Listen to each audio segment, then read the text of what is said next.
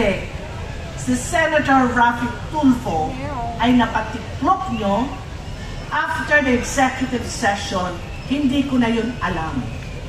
Pero ang Sandracam, hindi kita titigilan hanggat hindi ka bumabayan sa question.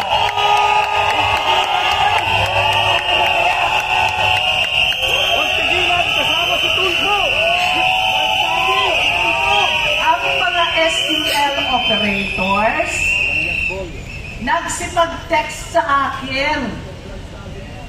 Yung mga sitting STL operator noon, bago pumasok ang Administrasyong Marcos, ay pinagtatanggal mo.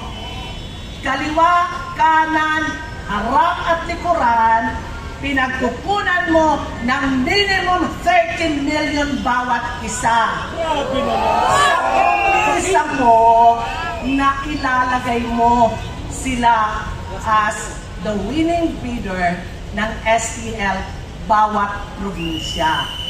Pero hindi nangyari yun. Pinasisigaw sa akin ng mga STL operators ngayon na nakikinig, ibalik mo ang perang kinuha mo sa kanila dahil walang nangyari.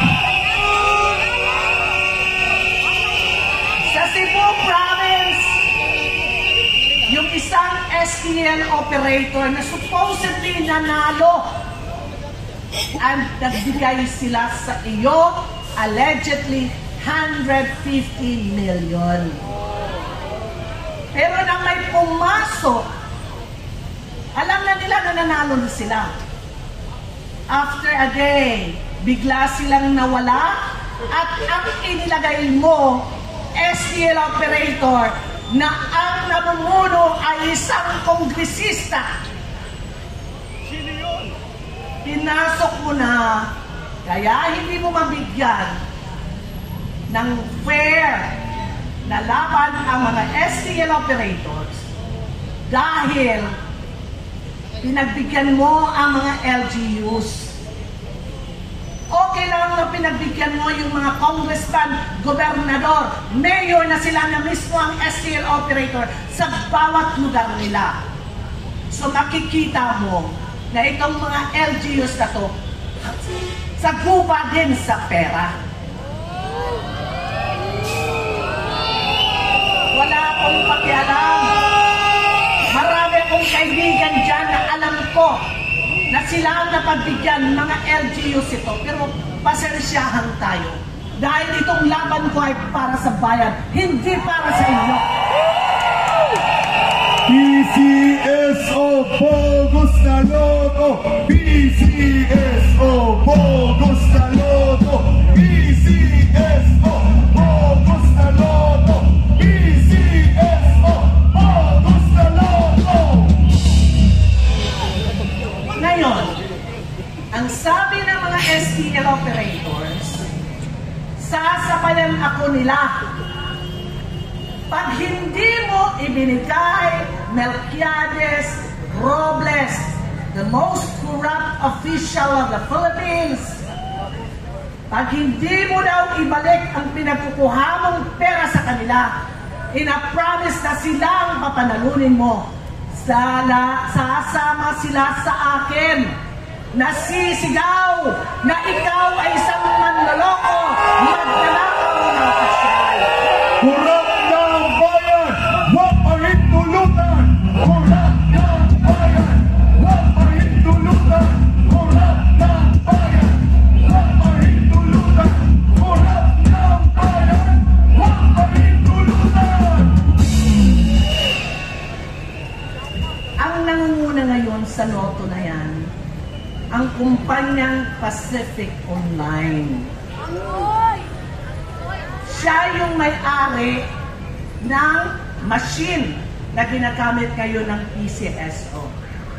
Nung kapanahunan namin, isa ako na humaharang dyan na hindi makapasok sa PCSO dahil alam namin na hindi tama ilagay yan sa ahensya ng charity sweepstakes.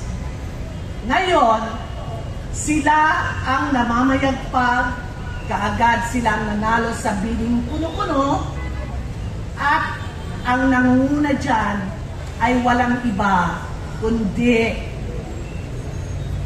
pamangkin ni Liza Araneta Marcos.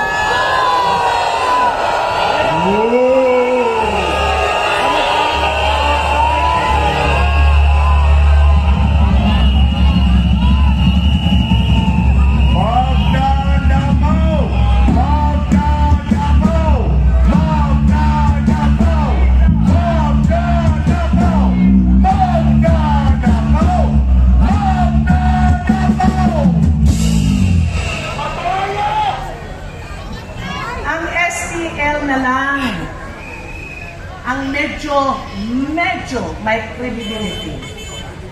Pero ang mga may-ari na yan ngayon, sabi ko nga kanina, congressman, gobernador, mayor, sila ang pinanalo nitong si Melquiades Robles, at nakalimutan niya na yung pinagkukuhaan niya ng pera, kaliwa, kanan, harapan, likuran.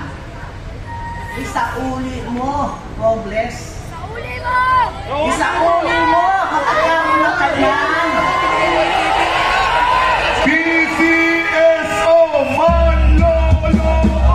PCSO Manloloko! PCSO Manloloko! PCSO Manloloko! Gusto ko lang ipaalam kay Liza Araneta Marcos, kung magagalit ka sa akin, so be it. Hindi ako natatakot sa inyo.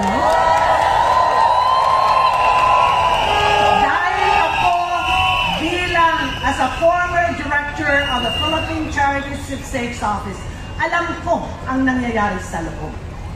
Alam ko din kung sino yung Pacific Online na linagay mo dyan.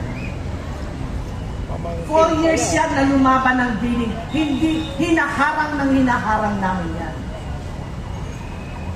Ngayon, lalo ka, Robles, mahilig kang magpapatay.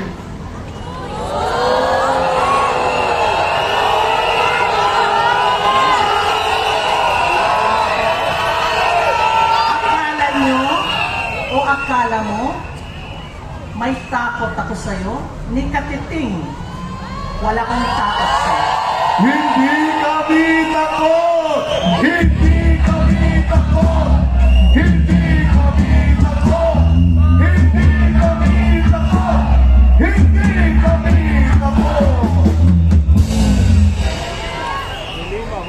Hindi ako miyembro ng Senado na kaya nyong ganyan-ganyan ng pera nyo. Yung pera nyo galing sa 20 pesos ng mga maliliit na kababayan natin na nag-aspire maging milyonaryo, na hindi na mangyayari yun. Dahil kayo mismo ang humahalon ng pera ng mga mahihirap. PCSO Manloloko! PCSO Manloloko! PCSO Manloloko!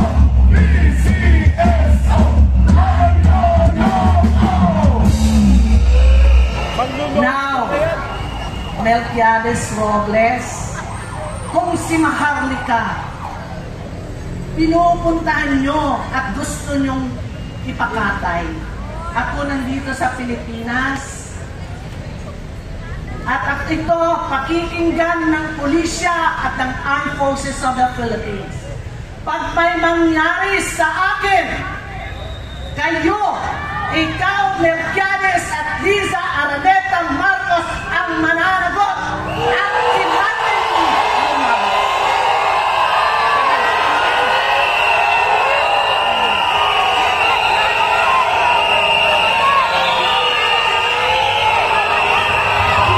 Anong sigaw ng bayan?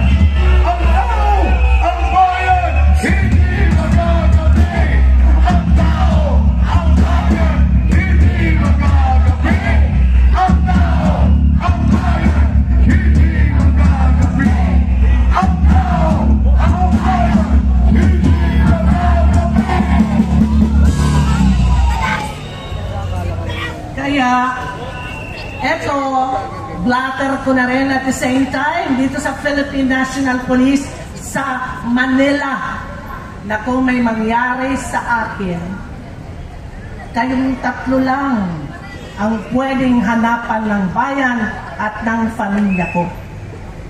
Kaya, wag na wag ka, Robles. Marami pa akong bala sa'yo. Iisa-isahin ko yan.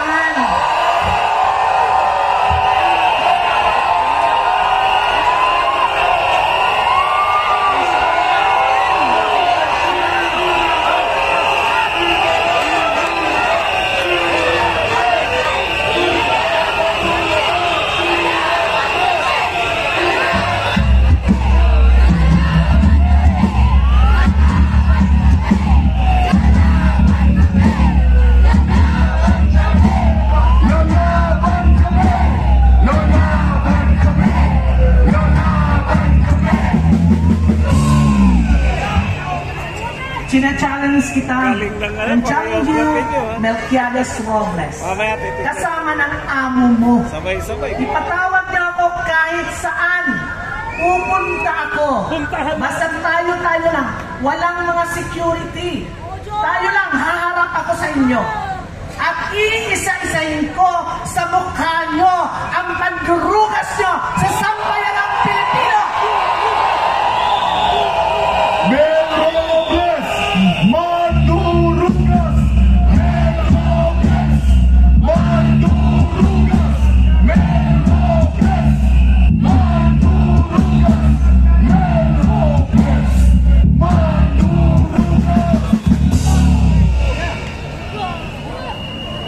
Lotto operators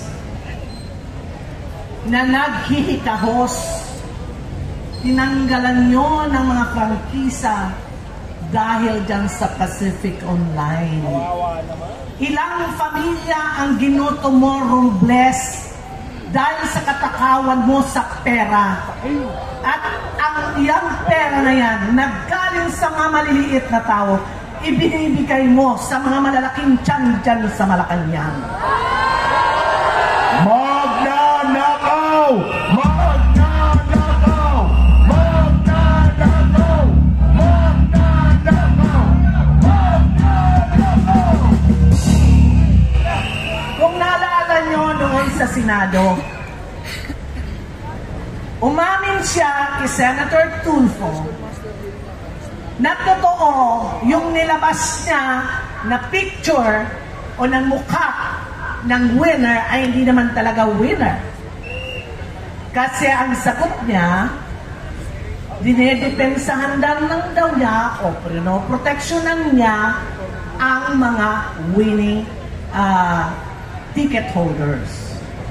Mr. Robles, nung kapanahonan namin, ako ilang beses ako nagbibigay ng cheque sa mga winning lotto tickets. Hindi naman namin tinatakpan ng mukha. Yun nga lang, hindi naman pwede namin ibigay ang pangalan. Kung totoo yun, protection. Pero, kinukunan namin ng mismong PCSO ang mukha ng tunay na winner. At sinasamahan namin dun sa baba, sa land bank, para mag-open ng account. Na ang bibigay lang, ang kukunin lang nila, let's say, nanalo ng 40 milyones, bibigyan, inadvise namin na mag-cash ka lang ng 2 million. At yung lahat, ilagay mo sa bangko, pagdating mo kung saan ka mang probinsya, doon mo na i-withdraw. Ikaw, naglabas ka sa media. Hindi naman tunay na winner.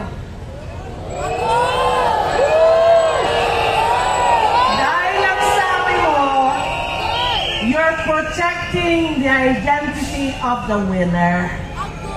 That's bullshit. Malik na naman. Hindi ganyan, Robles. Ang totoo niyan, ang tunay na nanalo noong Disyembre ng 2 milyones yun.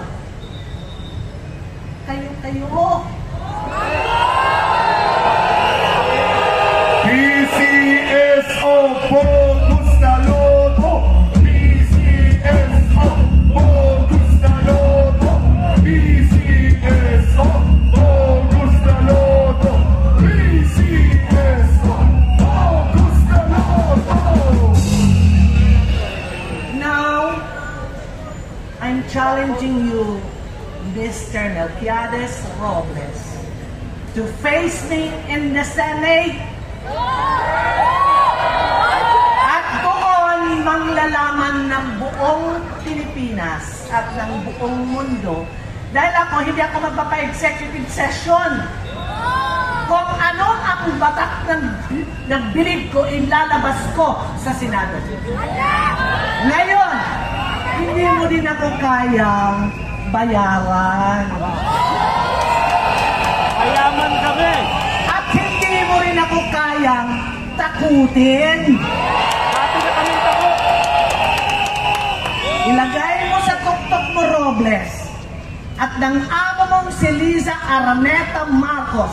You have all the power right now. Pero pare-pareho lang tayo. Isang bala. Hindi kayo kumakain ng bala. Hindi rin ako kumakain ng bala. Pare-pareha tayo, bigas ang kinakain. Yes! Pero kung gusto mo talaga, kasi hindi ko naman ikaw kilala personal, nakikita ko lang yung itsura mo. Yung itsura mo pa lang, itsura na ng goods. Nakakasuka. Yung itsura mo pa lang, hindi ka itsurang GM ng PCSO. Yung mukha mo pa lang nagdigirig-digirig dyan. Ang dami mo ng pera, ipaayos mo muna para maging guwapo ka. Mel Robles, magnanakaw! Mel Robles, magnanakaw! Mel Robles, magnanakaw! Mel Robles, magnanakaw!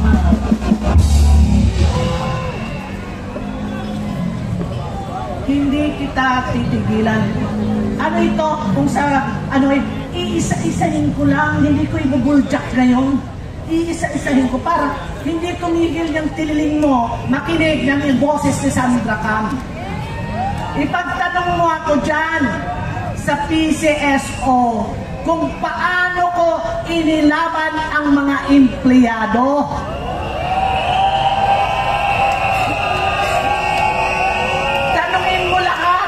Yung rank and file. I earned the ire of our GM dahil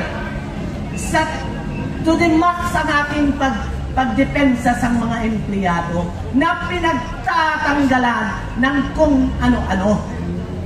Ngayon, Mr. Robles, uulitin ko ulit na manawagan sa buong Pilipinas na please, yung 20 pesos nyo na itataya, ibili nyo na lang ng bigas, ipakain nyo na lang sa pamilya nyo. Wag na wag nyong tataya habang si Robles ang General Manager ng PCSO at ang administrasyon ito. Wala nang tataya! Wala nang tataya! Wala nang tataya! Wala nang tataya! Wala nang tataya! Wala nang tataya! Ngayon, before I came here, I received a text from PCSO employees. Ang sabi daw ni Robles, sira ulo yung Sandra Cam na yan.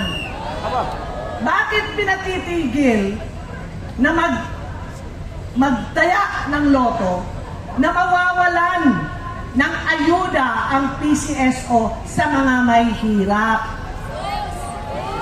Gulgul mo! Gul mo! Ang binibigay nyo is only 1,500. Saan mapumunta yung 1,500? Kinakapital mo, Robles, Melquiades, corrupt official, ang mga may hirap. na huwag sumunod sa akin dahil ang charity funds ng PCSO will be depleted? Ikaw ang dapat gulgulin dahil ang pera na para sa charity funds, binubulsa nyo, pare-pareho kayong mag-amo. Kapal ng mukha! Kapal ng mukha! Kapal ng mukha! Kapal ng mukha! Kapal ng mukha! Kapal ng mukha! Ito pa, nalaman ko rin kanina na ang chairman, which is Chairman Pua, and the other board of directors there, which I really don't know, ay hindi na pala nakakabigay ng sarili nilang, kami noon, pumipirma kami ng sarili naming guarantee letter. Kaya mabilis ang proseso ng mga guarantee letters namin noon. Ngayon, wala na. Dahil din-centralize mo, Robles, lahat ng issuance ng guarantee letter, you don't allow even the chairman and the other board of directors to sign. Dadaan at dadaan sa'yo. Centralize ang corruption mo na hindi dapat. Kaya, Mr. Robles, katitig pa lang itong sinasalubong sa walat ko ngayon. Paisa-isa kita hanggat hindi tayo magkita personal. Gusto kong magkita tayo dahil gusto ko sa mukha mo. Sa mukha mo, ilalabas ko lahat ang dokumentong hawak ko.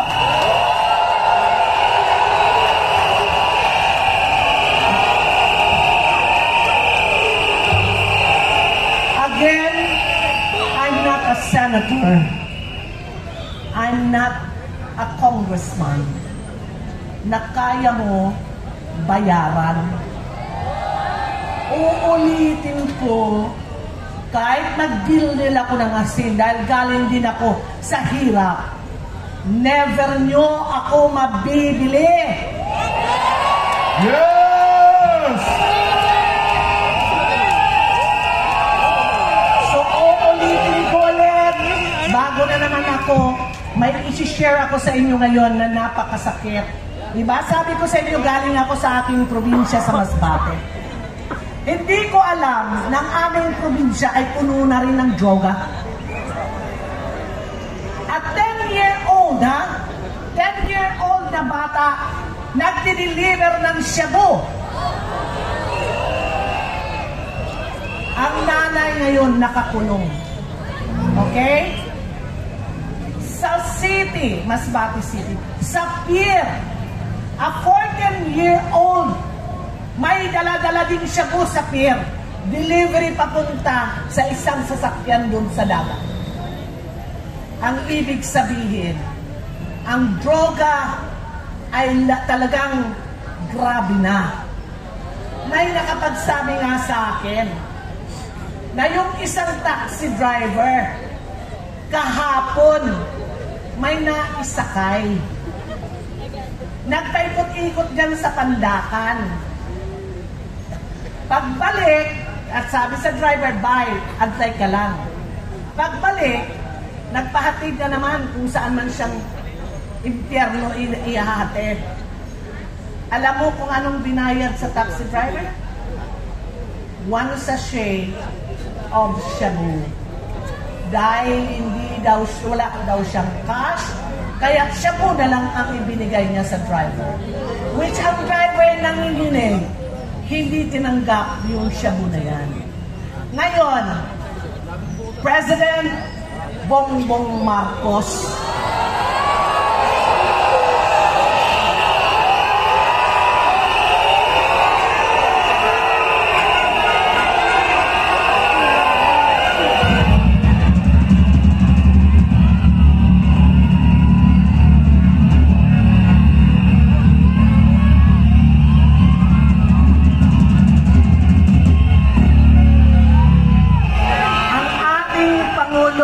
President Bongbong Marcos, saan na yung sasabihin mo saka may nabakal para sa droga. Naglilipanan na ang droga dito sa Pilipinas. Ito lang ikot natin. Dito lang sa paligid na to. Marami dyan na mga bangag. Lalo sa gabi, marami ditong bangag. Bakit hindi mo yan ipadakip? O mag-aantay ka na ikaw ang dakpin? Oh!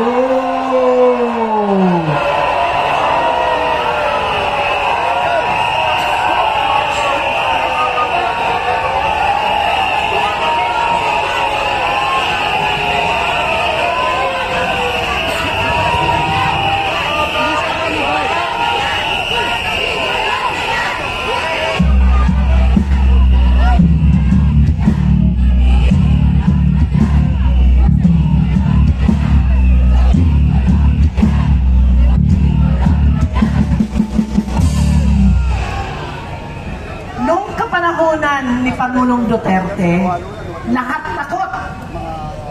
Takot lahat pagdating sa droga na yan.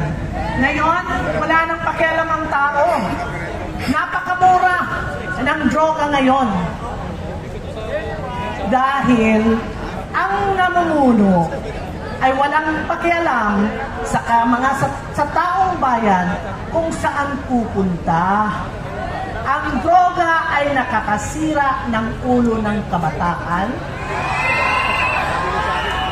Gusto nyo ba, mahal naming Pangulo, na ang next generation, pagbaba mo, ay magiging tulala at mga kling-kling-kling dahil sa droga?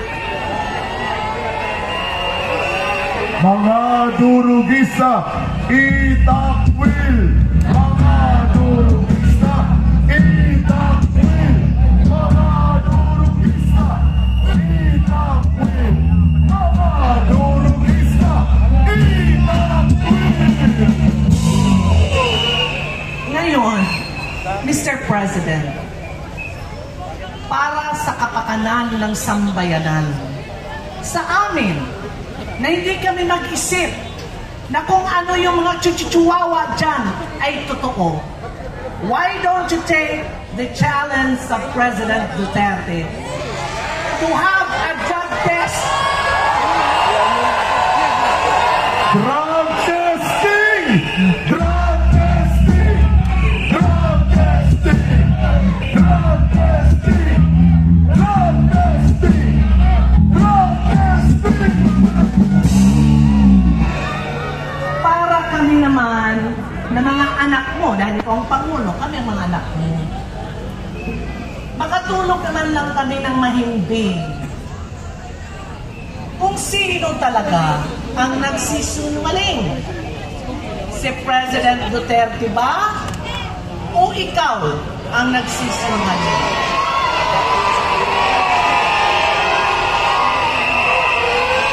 Magpa-drug test na yan!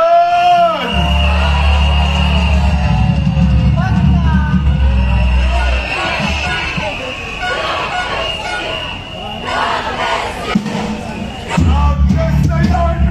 Drug test na yan! Drug test na yan! Drug test na yan! Yan lang po ang pakiusap ng bayan sa'yo, President Bongbong Marcos. Magsabay kayo ni President Duterte magpakuha ng drug test, hindi lang sa dugo, kundi pati sa buko. Yes! Para kung totoong hindi ka talaga drug addict o dili ka na bangag, ay at least kampante kami na mamamayan at pwede mo kaming balikan. Ako I will accept. Kung ma-prove na hindi ka talaga bangag, hindi ka drug addict, ipakulong mo ko. Filean ako ng libel. Walang problema. Malayo yan sa tiyan. Okay? Malayo yan sa tiyan. Pero ang gusto namin, magkaroon ng kapayapaan ang ating bayan na malaman namin na ang namumuno sa aming pinakamamahal na Pilipinas ay hindi bangag. Bangag, bangag, bangag!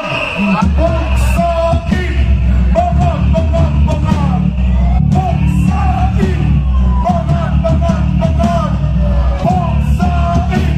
Bangag, bangag, bangag! Bugsain! You can file a libel charge against me, Mr. President, because what I'm saying is I'm just echoing what President Duterte had said in Davao Prayer Rally. Sinasabi ko lang ngayon dahil marami kaming nanunungkot na hindi namin malaman kung totoo ba o hindi ang sinasabi ni Pangulong Duterte. Yun lang po, Mr. President. Okay? Huwag po kayong magagalit sa akin. Ako lang po, ay hindi naman ako nagsasalita ng walang dokumento, hindi rin ako nagsasalita ng walang ebidensya, kaya at any moment, pwede mo rin akong ipatawag at sasabihin ko in front of your face kung ano yung nararamdaman ko bilang ina. Ma'am Sandra, may tanong po ang taong bayan. Kailan mo daw ilalabas? Ilabas na yan! Ilabas na yan! Ilabas na yan! Ilabas na yan! Ilabas na yan! Siyempre, wala naman akong alam yan. Hindi ko alam kung saan yung video na yan ngayon. Okay? Lahat naman ng intelligence nasa ating Pangulo. Dapat ngayon pa lang, sinisiksik nyo kung sinong may hawak talaga ng video na yan. Dahil ilalabas yan, ang pagkakalam ko, ilalabas yan sa tamang panahon. Ilabas na yan! Ilabas na yan! Ilabas na yan! Ilabas na yan! Ilabas na yan! Ilabas na yan! At dito ng kaibigan ko, si Atty. Glenn Chong. Kaya, siyang susunod yata sa akin. So, again, I'm challenging GM Melquiades Robles to face me in the Senate or anywhere.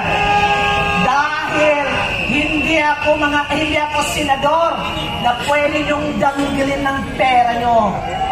Yung pera niyo na inadanggil sa akin, ipapakain ko yan sa bunganga mo.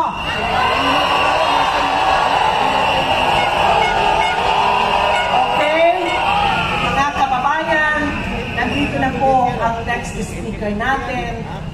Ayoko na magtagal dahil darating ang ating pinakamamahal na Pangulong Duterte.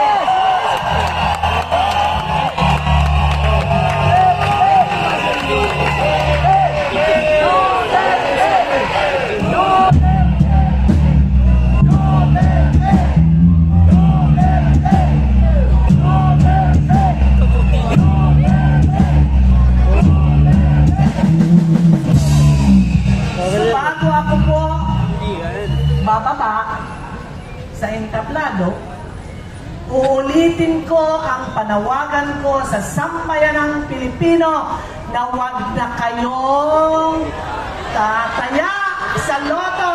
Wala nang tataya! Wala nang tataya! Wala nang tataya!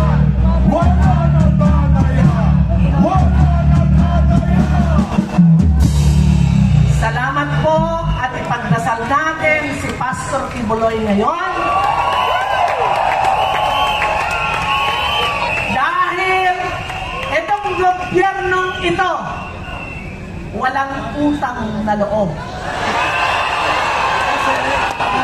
Walang utang na loob sa mga Duterte, wala din utang na loob sa SMNI.